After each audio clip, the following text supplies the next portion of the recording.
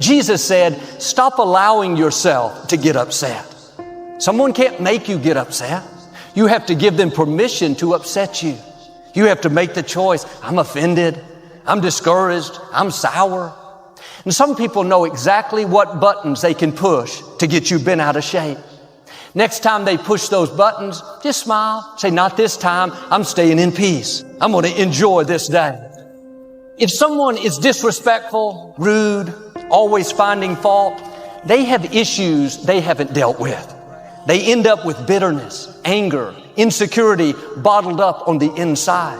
Sometimes that poison will try to get off on you. You have to stay on the offensive. They may be rude, but I'm not taking the bait. I'm staying calm.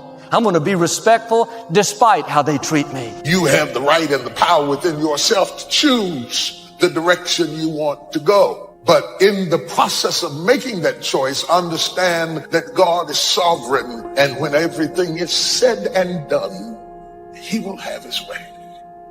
You're still alive, so therefore God is not done with you. You're still here. God has a plan for your life. Everything you're going through is preparing you for what you asked God for. You just got to quit tripping while you're in the process, because the process is necessary. You may not see it now, but when He gets you on the other side of it, you're going to see exactly why it went that way. And you're going to be okay with it. Pull yourself together and quit tripping because you're in the process. God is processing you. He ain't through with you. If He was through with you, you would not wake up in the morning. He gonna fix it.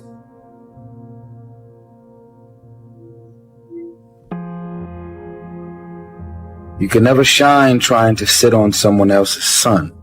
You can never figure out who you are if you're consumed in everything that everybody else is and what they're doing and the moves that they're making.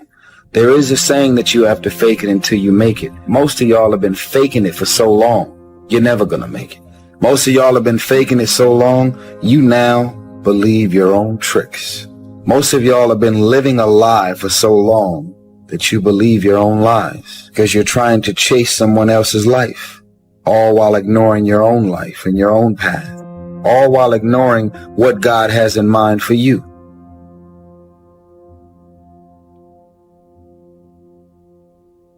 There's something in you, in your heart of hearts, that said, I'm not going to let anybody pull my strings. That said, I'm going to control my own personal economy. That said, I've got a dream I want to achieve. That said, I am the captain of my ship. That said, I'm going to control my destiny. And whatever it takes, I'm willing to do the work. In the morning, devour something. Throw your whole self at something. You'll never know what you can do and what you can be until you throw your whole self at it. Devour it. I mean, devour it. Don't try it. Devour it. Attack it. Attack it like you're going to kill it. Devour the prey. And in the evening, you divide the spoils. We have it backwards today. We want to divide the spoils in the morning. So we're blinging when we ought to be devouring. See, don't worry about whose name you wear when you're young. Worry about your name. What is the vision for your life? What are the ideas and the dreams for your life? What are you supposed to be doing? Who are you? What are your gifts and talents? What is your ultimate destiny and your goals? God will never give you something somebody else is supposed to have. There is an old person down inside of you that's dependent on you to be smart. It's the person you're going to be 30, 40 years from now. Do not disappoint that person by being foolish through the strongest years of your life. And then when your back is out and your knees are swollen and you can't move around, now you're out there going to get your grind on now? When I'm in a storm, I'm trying to gain control. But God's message to all of us whenever we feel like we are in a storm is not to keep control, but to keep courage. You keep courage and God will take control. He's going to get you through this storm. You just got to keep courage. If you get too tightly zoomed into this one scene or this one moment or this one struggle or this one issue, you're going to miss the bigger picture. God knows where to put you. He knows what He put in you. and he knows what he wants to do through you. How do you keep the faith? How do you keep your head above water? How do you march against the tide? How do you stand up when everybody around you seems to be falling down? How do you keep firm and solid footing when everything underneath you seems to be slipping away? How do you keep the faith? You've got to be born again. And when you're born again, there are some things you just have to take. Just some things you have to stand up under. There's just some fights you're going to have. Here's what leadership is. The challenge to be more than mediocre. The challenge to step up to a new level, a new dimension. And here's what this new dimension has. Opportunity and responsibility. But who wouldn't want the responsibility along with the opportunity if it builds an extraordinary life? You wouldn't want it any other way. The refinement of leadership. Make this list. Learn to be strong, but not rude. Some people mistake rudeness for strength. Rudeness we don't need. Strength we do need. Here's the next one. Learn to be bold, but not a bully. We need to boldly seize the day, boldly seize the opportunity, boldly seize the chance. But we don't need bullies. We don't need anybody to push anybody around. There's a whole new level of leadership. A new method of leadership. Here's what it is. Leadership by invitation. Not leadership by threat. Not leadership by intimidation. That now shows the weakness of the leader. That now shows ego at work instead of skills. But it's leadership by invitation. Invite somebody to a better way of doing things. Here's what else it's called. Leadership by inspiration. Inspiring somebody to make the necessary changes to move up or to get the job done. As leaders, we inspire. As leaders, we entice. As leaders, we invite, entice, inspire. Not threaten. New kind of leadership. Be bold, but not a bully. Next. Be kind, but not weak. Some people mistake weakness for kindness. And it's a great mistake. Kindness isn't weak. Kindness is a certain unusual strength. But don't say, I must be weak in order to be kind. The answer is no. Sometimes you have to be unusually strong to be kind. Somebody coined the expression, tough love. Love that really tells the truth and levels, sometimes with a broken heart, but whatever has to be said, has to be said. Kind but not weak. Here's another one that's excellent. Be thoughtful but not lazy. We need to give thought, but we also need to take action. Only quality people. As you think about your goals and dreams, this is not for everybody. You want to build an organization with only quality people. Not people who need more, but people who want more. You want to surround yourself with people that are hungry. People that are hungry are willing to do the things today others won't do in order to have the things tomorrow others won't have. If you do what is easy, always looking for a way to give yourself a pass, to let yourself off the hook, to do what everybody else is doing, a job, the journey of the broke. If you do what is easy, your life will be hard. But there is something in you that says, you know, I can't do this. I can't do this anymore. It's not what you are that holds you back. It's what you think that you are not. That's what holds you back. You cannot always control circumstances, but you can always control your own thoughts. Nothing changes until your mind changes. Information does not bring transformation. Conversion does. You need to dream without just being a dreamer. Head in the clouds, yes, dreaming, lofty dreams, but feet on the ground. Here's 2 or 3 more. These are excellent. Be humble, but not timid. Some people mistake timidity for humility. Humility is a virtue. Timidity is an illness.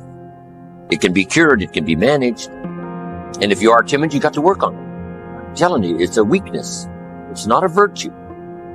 But you must turn your timidity into strength and keep working on it. Keep working on it until finally you have driven it into such a small corner that it does not devastate your life. But humility is a virtue. Expands your ability to understand the vastness of it all and how small we are in relation to everything. Humility that causes you to get on your knees and talk to a child without any fear how you'll look. Humility to understand, yes, humans are unique, but in the vast space of it all, we're all pretty small. Yes, we know, but what we don't know is so much greater than what we do. Here's a couple of more. Be proud without being arrogant. There's something to be said for team pride, community pride, company pride, personal pride. But don't cross the line to where you're being proud now becomes arrogance. Pride we need, arrogance we don't. Arrogance is usually the childish attempt to make up for lack of self-worth. Childish attempt to make up for lack of self-worth has a tendency to create arrogance. And you know the worst kind of arrogance? Arrogance from ignorance. That's the worst kind. If a guy's smart and arrogant, we can tolerate that. But if a guy's dumb and arrogant, that's hard to take. So now, all leaders must learn the basic laws so they can use them as illustrations as well as use them for productivity. Here's the first of the basic laws. Whatever you sow, you reap.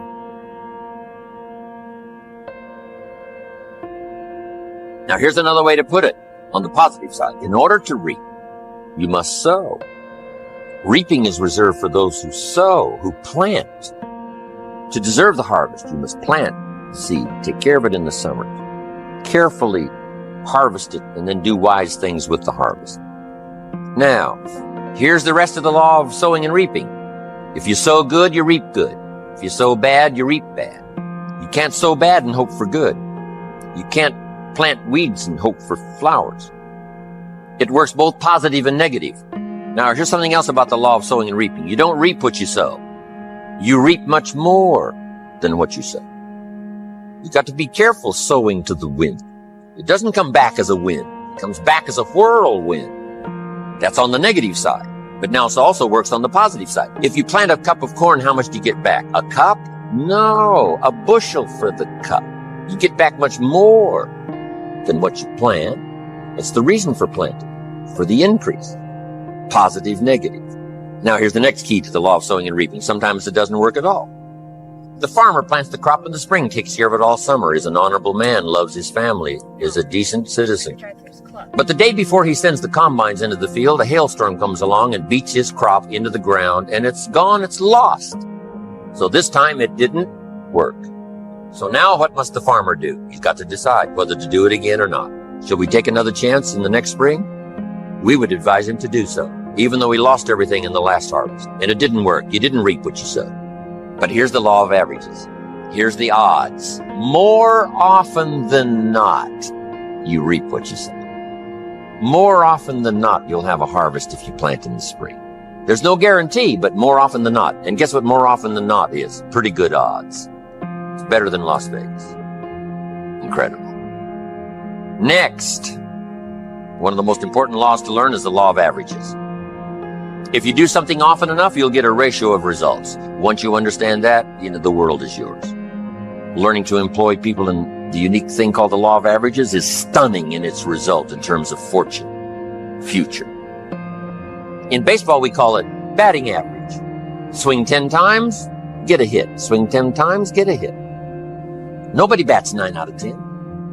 Some of these guys are getting $5, $6, $7 million a year, batting 2, 3 out of 10. So you don't have to be perfect here. All you have to do is understand the law of averages. Now, even if you're only getting 1 out of 10, you can now start to compete.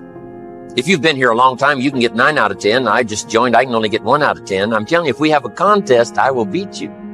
Say, well, you just started. How could you beat me? It's very simple. While you talk to 10 and get 9, I will talk to 100 and get 10. I win. Isn't that clever? Here's what I do if I'm new. I make up in numbers what I lack in skill. Once you understand the law of averages, I'm telling you, it's so exciting to work with the law of averages. Here's the next important law, called the law of faith. Faith is the ability to see things that don't yet exist. Faith, though, can turn difficulty into reality, positive reality. Here's what faith is for. Number one, faith is the ability to see it as it is. Faith doesn't mind seeing it as it is because faith is a miracle worker. Faith does not ignore the negative. Faith uses the negative because if there was no negative, there'd be no need for faith. If everything is okay, what would you need faith for? You need faith because it isn't okay. Now, what isn't okay? Who knows? The situation that isn't okay. So here's what faith does. Number one, faith does not ignore the negative because faith now stands as the miracle worker if you let it work. So faith sees it as it is. If it's ugly, it's ugly. If it isn't working, it isn't working. If it's a mess, it's a mess. It doesn't hurt to call a mess a mess. You don't need to fancy it up here. If it's broke, it's broke. If it's miserable, it's miserable. Faith doesn't mind admitting that. Faith doesn't mind seeing that. Here's why. Number one, you can see it as it is. That's the beginning of faith, seeing it as it is. Now, here's the second step of faith. See it better than it is.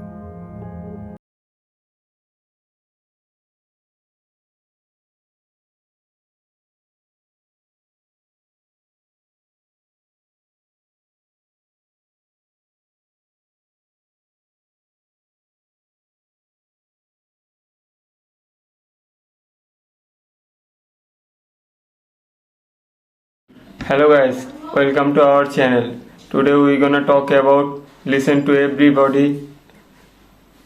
Listen to this every day.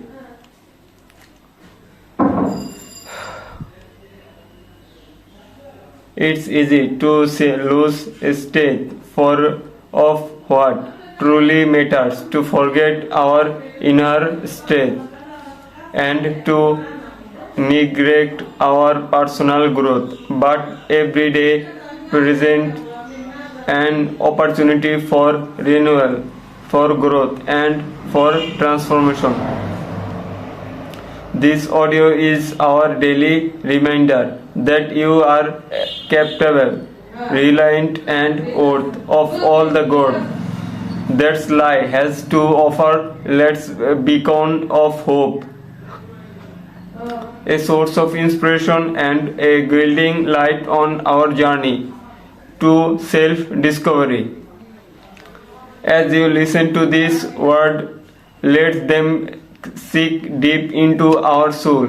Let them ignite the fire within you, echoing for your potential and empower you to live life authentically, possibility, and purposefully. Remember, you hold the power to create this life you desire. You are capable of overcoming any obstacle, achieving your dreams, and finding true happiness. So embrace each day with courage, grating, and discrimination. The landscape fell into a bright censer, embracing a new beginning and endless. Thank you for joining us on this journey for transformation. Until we meet again, may you continue to thrive, grow, and shine your light brightly for the world to see.